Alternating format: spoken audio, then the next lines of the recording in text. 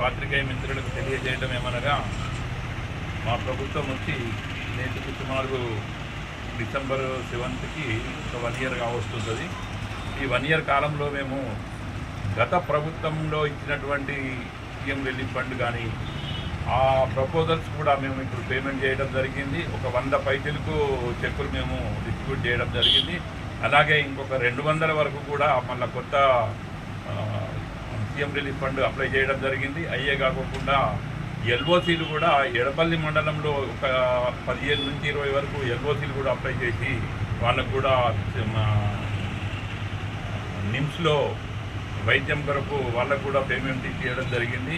మా ప్రభుత్వ హాయంలో నేటి లగాయతు ఏ రోజు కూడా లంచగొండితనానికి బంధుప్రీతికి కానీ అవకాశం ఉండదు. కళ్యాణ లక్ష్మి చెక్ కానివ్వండి, సీఎం రిలీఫ్ చెక్కులకు కానివ్వండి, నేటి లగాయతు 5 సంవత్సరాల పదవి కాలంలో ఏ ఒక్క కార్యకర్త కూడా ₹1 తీసుకునే దాఖలాలు కూడా ఉండవనేది మీకు తెలియజేయడం జరుగుతుంది.